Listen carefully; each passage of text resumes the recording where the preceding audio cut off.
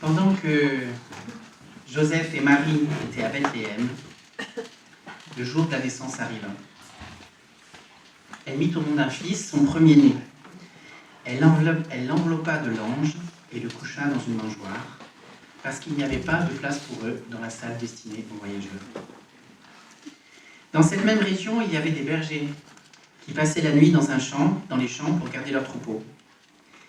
Un ange du Seigneur leur apparut et la gloire du Seigneur les entoura de lumière. Ils eurent alors très peur. Mais l'ange leur dit « N'ayez pas peur, car je vous annonce une bonne nouvelle qui réjouira beaucoup tout le peuple. Cette nuit, dans la ville de David, est né pour vous un sauveur. C'est le Christ, le Seigneur. Et voici le signe qui vous le fera connaître. Vous trouverez un nouveau-né enveloppé de lange et couché dans une mangeoire. » Tout à coup, il vit avec l'ange une troupe très nombreuse d'anges dans le ciel, qui louaient Dieu en disant « Gloire à Dieu dans les cieux très hauts, et paix sur la terre pour ceux qui l'aiment. » Lorsque les anges les eurent quittés pour retourner au ciel, les bergers se dirent les uns aux autres « Allons donc jusqu'à Bethléem. Il faut que nous voyions ce qui est arrivé, ce que le Seigneur nous a fait connaître. » Ils se dépêchèrent d'y aller, et ils trouvèrent Marie et Joseph et le nouveau-né couchés dans la mangeoire. Quand ils le virent, ils racontèrent ce que l'ange leur avait dit au sujet de ce petit enfant. Toutes les personnes qui entendirent les bergers furent étonnées de ce qu'il leur disait. Quant à Marie, elle gardait tout cela dans sa mémoire et elle y réfléchissait profondément. Puis les bergers prirent le chemin du retour. Ils chantaient la gloire de Dieu et le louaient pour tout ce qu'ils avaient entendu et vu, car tout s'était passé comme l'ange l'avait annoncé. Amen.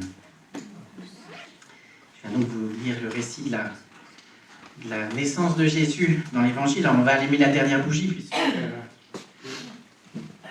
on n'est pas le 24, et on n'a pas besoin d'attendre le 24, on l'a dit tout à l'heure. Mais comme on ne se réunira pas le 24 pour allumer la dernière bougie, on va le faire maintenant.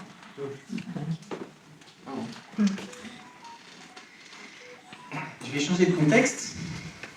Est-ce que vous avez vu le Seigneur des Anneaux ? Oui. Certains l'ont vu, d'autres ne l'ont pas vu. C'est pas grave de toute façon. À la toute fin du Seigneur des Anneaux, à la toute fin du film, on a un roi qui a été vagabond toute sa vie, qui a été au service des autres, qui a prouvé sa valeur, son amour pour tous, sa justice, toutes ces grandes valeurs qui sont en lui, il les a prouvées et ça lui a permis de retrouver sa royauté, de retrouver son royaume, de retrouver son trône. Ce roi, le film s'appelle Aragorn, est pour Tolkien l'auteur un type de Jésus. C'est-à-dire que ça ne représente pas Jésus, c'est pas Aragorn qui représente Jésus dans tout ce qu'il fait dans le livre, mais dans sa royauté, dans sa manière d'embrasser la royauté et d'être roi, il représente quelque chose de Jésus. Et pour des Français qui se méfient toujours des autorités, comme c'est mon cas aussi, pourtant, en voyant cette scène-là, en voyant ce roi à la fin, avec tout ce qu'il a prouvé de sa capacité de service pour les autres, il m'est arrivé de me dire que c'est peut-être un roi que j'accepterais. C'est peut-être quelqu'un devant lequel j'aurais envie de me prosterner, en tout cas, que j'accepterais sa royauté, quoi. Et là, il y a une surprise dans le film, c'est que maintenant, c'est ce roi-là qui va s'agenouiller. Et il s'agenouille, lui, devant ce qu'on appelle des hobbits dans le film. Les hobbits, ce sont des petits êtres insignifiants, qui sont un peu disgracieux, qui sont petits, qui sont dans la vie normale pas très courageux, ils sont pas très forts, ils sont pas très intelligents, et ils sont en prise avec leur passion. Ils aiment bien manger, ils aiment leur confort, ils aiment être tranquilles, ils aiment bien boire. Quelque part, ces hobbits, ils ressemblent bien à nous, les êtres humains, en fait. Et en fait, ce sont eux les héros de l'histoire. Pourquoi ? Parce que, malgré leur insignifiance, à un moment ou à un autre, chacun d'entre eux a fait quelque chose, a eu un courage incroyable, bien plus que n'importe lequel autre des personnages. Ils ont supporté des souffrances qu'aucun autre n'a été capable de supporter. Ils ont traversé des luttes qu'aucun autre personnage n'a pu faire. Et à la fin, c'est grâce à eux que la victoire arrive.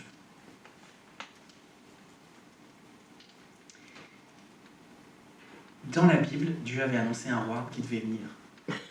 Beaucoup l'ont attendu comme un roi puissant, venant sur un cheval blanc avec une armée derrière lui, pour conquérir le monde et imposer sa loi à tous. Ce roi-là devait venir sauver l'humanité d'elle-même, réconcilier chaque être humain avec Dieu et les êtres humains entre eux, et pourtant nous attendions un roi guerrier. Beaucoup ont espéré un roi puissant. Et aujourd'hui encore, beaucoup espèrent une telle puissance, un tel déferlement. Pour le bien, bien sûr. Mais que la puissance de Dieu s'impose par la force et par des victoires. Un roi qu'on serait fier de suivre. Mais voilà, surprise. Surprise, le Dieu créateur devient un être humain. Un être humain fragile comme nous. On sait combien nous sommes fragiles. Un être humain sans panache. Et plus que ça, il ne devient pas seulement un être humain. Il aurait pu devenir un être humain, ou juste avoir l'apparence d'un être humain. Sans avoir froid, sans avoir faim, sans avoir trop chaud, sans sentir mauvais quand il fait trop chaud. Il aurait pu choisir ça. Non, il est devenu vraiment un être humain. Mais il n'est pas devenu un être humain adulte. Il aurait pu, c'est Dieu créateur, bien sûr qu'il peut tout faire. Il devient un petit enfant, un bébé qui vient de naître. Tous les papas et toutes les mamans dans cette salle, mais même moi, qui ai eu beaucoup d'amis, même j'étais très proche, j'ai vu mon petit frère Yann alors qu'il avait seulement quelques heures, je sais à quel point un bébé qui vient de naître est fragile. Combien c'est un être dépendant. Et cet être fragile, pour toute acclamation, pour tout ce roi qui est là, pour toute cour, qu'est-ce qu'il a? Des bergers puants et fatigués qui sont là pour l'honorer. Et ce couple de gens très simples, Marie et Joseph, qui sont là avec lui. Même pas une maison au-dessus de sa tête, juste une mangeoire et un peu de paille. Il est né sur la paille dans les deux sens du terme, c'est le cas de le dire. Et Marie se retrouve avec ce petit enfant dans ses bras, ce petit être incapable de vivre sans elle. Si Marie pose Jésus et s'en va, Jésus ne vivra pas plus de quelques heures. Marie, elle est là avec ce petit être dans ses mains qui est entièrement dépendant d'elle. Entièrement dépendant d'elle. Et on lui dit, voici ton Dieu. Ce petit truc-là, tout fragile, vous êtes sûr, c'est mon Dieu, c'est mon roi, vous êtes sûr. Pourquoi Dieu peut vraiment choisir ça? Est-ce qu'il n'aurait pas pu faire autrement?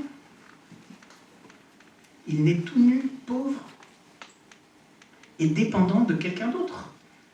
Marie et Joseph sont des gens probablement formidables.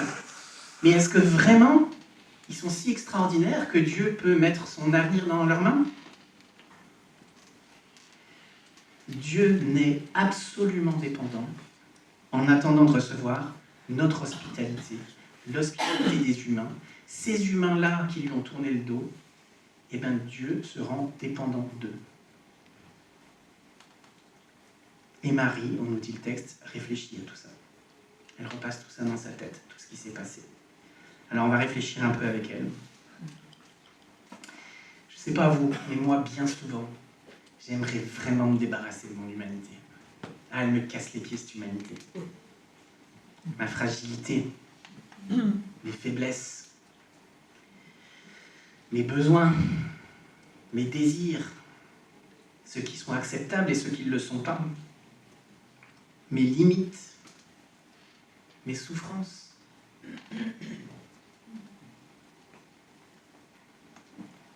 Si moi, qui n'ai pas la possibilité de m'en débarrasser, je voudrais autant m'en débarrasser, pourquoi Dieu, qui lui n'est pas obligé de le vivre, pourquoi il choisit de revêtir tout ça, de s'infliger une torture pareille que d'être aussi fragile?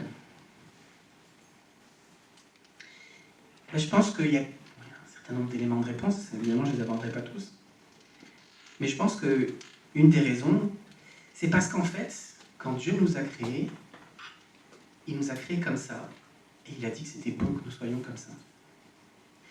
Dieu a créé l'être humain avec un corps matériel. Et l'immatériel en nous est absolument lié au matériel. Il y a une incohérence qui va se passer au jour de notre mort, que l'immatériel en nous puisse continuer à survivre sans le matériel. Mais ce que nous croyons, c'est qu'au retour de Jésus, nous aurons tous de nouveau un corps matériel. Parce que Dieu nous a créés avec ce corps matériel. Et il a dit que c'était une bonne chose.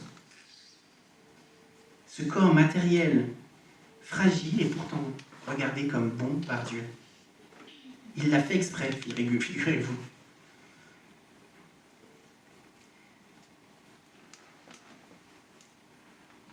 Il nous a fait pour que, avec ce corps-là, nous soyons en relation avec lui, dépendants de lui qui est la source de la vie. Et tout est là dans le dépendant. Notre fragilité nous rend dépendants de lui. Tant que nous sommes liés à lui, dans la communion, dans l'intimité avec lui, tant que nous étions dans cette communion parfaite, avant que nous nous détournions de lui, nous n'avions rien à craindre. Nous étions dépendants. Bien sûr, nous étions dépendants. Mais grâce à lui, nous n'avions rien à craindre. Et nous avons été créés pour ça, pour cette relation de dépendance avec lui. Oui, nous sommes fragiles, aussi fragiles qu'un petit bébé. Et nous n'aimons pas ça, nous luttons contre ça tous les jours. Mais en fait, tout ce dont nous avons besoin, comme nous le dit le psaume 131, c'est d'être comme un enfant, que notre âme soit avec Dieu comme un enfant sevré dans les bras de sa mère, en pleine confiance. Et Jésus, le Dieu créateur, est là dans les bras de Marie, en pleine confiance.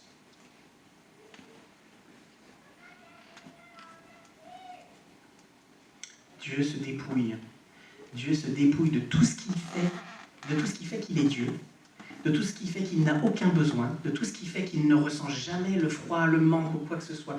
Dieu choisit de se dépouiller de ça pour devenir un être humain comme nous, avec la même fragilité. Il n'a pas fait semblant, Jésus. Il n'a pas marché sur l'eau toute sa vie. Il y a eu des miracles, il y a eu des choses extraordinaires. Mais Jésus est devenu vraiment un être humain, comme toi, comme moi. Il a eu des problèmes de sommeil, certainement, les soirs où il a dû dormir à des endroits où il n'y avait pas ce qu'il fallait au niveau literie. Peut-être qu'il a eu des problèmes je sais pas, piqué par des moustiques, ou j'en sais rien. Vous voyez bien, il a eu vraiment la vie d'un être humain telle que nous la vivons, avec les petites choses désagréables et aussi les grandes choses désagréables. Il a perdu des gens chers, il a vu beaucoup d'injustices, il a perdu des amis proches, il a été trahi, il a souffert, vraiment. Tout ça, il l'a vraiment vécu. Et je pense qu'en choisissant Dieu, choisissant de devenir un petit bébé pour venir renouer le contact avec nous, qui pourtant lui avions tourné le dos, en fait, il nous donne une leçon immense, une des plus grandes leçons que nous avons à apprendre. C'est celle que notre espoir ne se trouve pas dans le fait de nous-mêmes devenir forts et plus forts que l'adversité qui est autour de nous, mais dans l'acceptation de notre fragilité et de notre dépendance de lui. Dans cette acceptation-là, il y a une libération immense. Nous ne pouvons pas accepter, nous ne pouvons pas reconnaître, nous ne pouvons pas être des chrétiens en vrai, c'est-à-dire des disciples de Jésus, des suiveurs de Jésus, si nous n'acceptons pas que c'est lui qui s'occupe de notre fragilité. Et que oui, il va nous faire tenir debout, mais que nous ne deviendrons pas des dieux à sa place. Si j'accepte de mettre ma vie en route à sa suite, je ne deviens pas Dieu moi-même. Bien sûr, j'espère la guérison, j'espère tant de choses de sa part, j'espère sa présence dans ma vie, j'espère cette paix surnaturelle pour traverser tout ça. Cette paix qu'il m'offre parfois. Mais quand nous acceptons de suivre un Dieu qui est devenu un bébé pour nous rencontrer, nous n'entrons pas sur une terre de certitude. Nous entrons sur une terre de confiance. La confiance, c'est plus compliqué. Évidemment, si c'était un grand roi avec une grande armée, etc., tout serait bien carré. Ça serait facile. Mais non, ce qu'il nous demande, c'est la confiance. Et la confiance, c'est l'essence de la foi. Et sans la foi, on ne peut pas plaire à Dieu. Dieu nous demande non pas de chercher en lui la solution pour devenir des surhommes, mais la solution pour devenir des vrais hommes, des vraies femmes, avec toutes nos luttes, toutes nos difficultés, toutes nos fragilités, toutes nos difficultés à aimer, mais aussi toutes les belles choses qui nous habitent, que Dieu voit et que Dieu valorise. Il nous demande de vivre tout ça dans la relation avec lui, dans la dépendance de lui. Moi, j'aimerais bien être parfait. J'aimerais bien ne plus jamais manquer d'amour envers qui que ce soit. Ça me fend le cœur à chaque fois que je me suis rendu compte que j'ai eu une parole déplacée qui a pu blesser ou qui était peut-être un peu trop énervée ou je sais pas quoi. Ça me fend le cœur, vraiment, c'est dur. Et je sais qu'un jour ça arrivera, que je serai débarrassé de ça. Mais le Seigneur m'a dit en attendant, cette fragilité-là, elle m'appartient. Et toi, tu m'appartiens.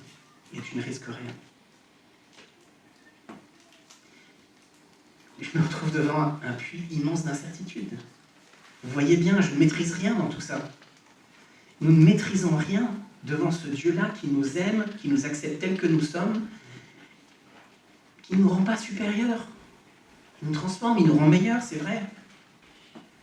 Mais il ne nous fait pas échapper à notre humanité parce que lui n'a pas choisi d'échapper à cette humanité.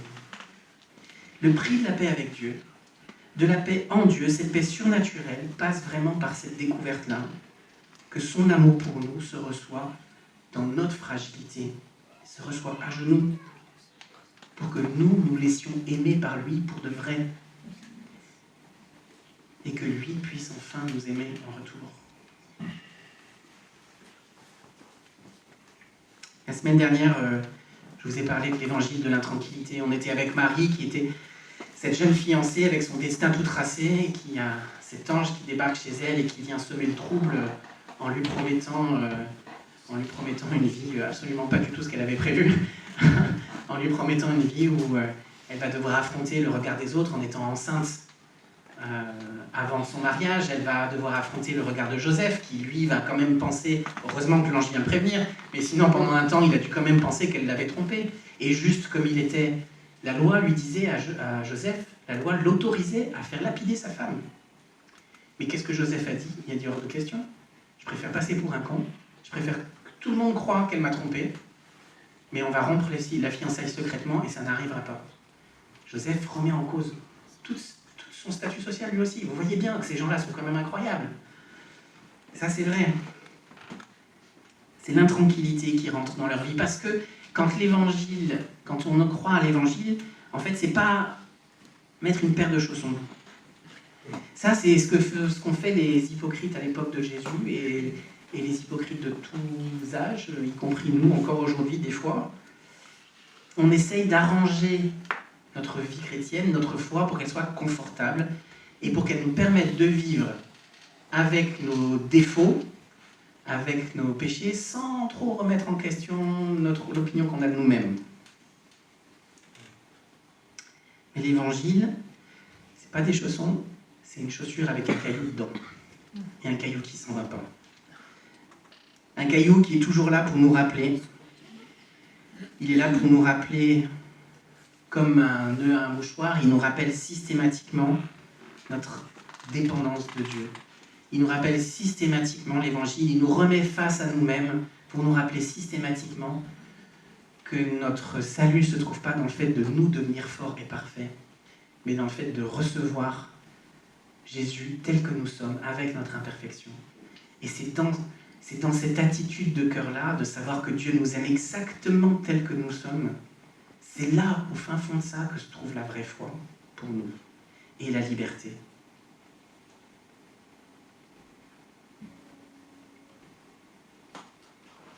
Il veut nous empêcher, cet évangile, de faire des rêves de puissance, des rêves de fuite de la réalité. Heureusement, parce que ça nous empêcherait de recevoir Dieu. Dans l'évangile de Matthieu, un peu plus tard dans son ministère, Jésus va dire, Matthieu 16, versets 24 à 28, Jésus dit à ses disciples, « Si quelqu'un veut me suivre, qu'il s'abandonne lui-même, qu'il prenne sa croix et me suive. En effet, celui qui veut sauver sa vie la perdra, mais celui qui perdra sa vie à cause de moi la retrouvera. quoi bon gagner le monde entier si c'est au prix de sa vie? Que donnerait-on en échange de sa vie? En effet, le Fils de l'homme va venir dans la gloire de son Père avec ses anges. Alors il rendra à chacun selon la façon dont il aura agi. Celui qui ne perd pas sa vie ne peut pas la gagner en Jésus. Qu'est-ce que ça veut dire? Celui qui prend sa croix. Jésus est déjà mort à la croix, on n'a pas besoin de le faire à sa place, c'est pas ça qu'il veut dire. Ce que Jésus veut dire, c'est qu'il faut qu'on abandonne nos prétentions à vivre une vie où on gagnerait le monde. Si on s'engage sur cette voie-là, si on s'engage sur... Et honnêtement, le monde qui nous entoure nous donne beaucoup d'opportunités d'entrer dans cette voie-là.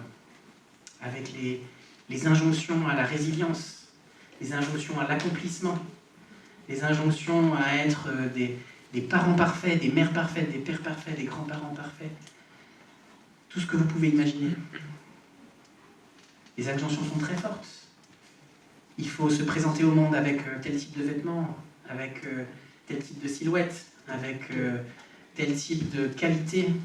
Il faut faire son sport tous les jours pour être beau et musclé, comme les acteurs. Il faut... Vous voyez, tous ces trucs-là, nous les recevons vraiment comme des injonctions. Et c'est difficile pour n'importe quel être humain de se positionner face à ça et de dire « Ah, peut-être que en fait, je suis comme je devrais être. » Et que c'est dans l'acceptation de qui je suis en Dieu que la vraie vie se trouve. Et c'est ça que Jésus dit. À quoi vous servirait-il de gagner le monde? À quoi est-ce que ça pourrait me servir de répondre à toutes ces injonctions? Une fois que j'aurais répondu à toutes ces injonctions, est-ce que je serais plus heureux? Certainement pas. Est-ce que je serais plus proche de Dieu? Vraiment pas. Je serais passé à côté. Ça ne veut pas dire qu'il faut se fringuer comme des sacs et se laisser aller. C'est pas ce que je veux dire. Entendons-nous bien. C'est juste que si ces choses-là deviennent notre objectif et le monde qu'on veut quitter, alors on passe à côté.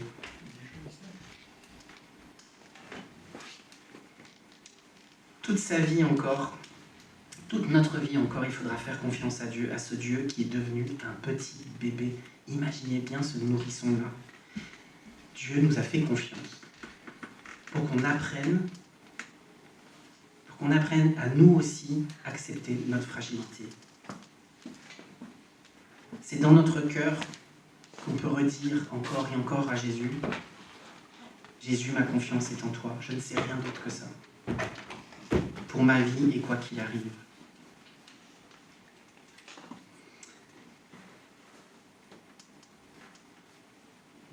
Dans l'œuvre de Tolkien, le Hobbit, c'est quand même celui qui représente l'être humain dans toute sa fragilité, dans toute sa faiblesse.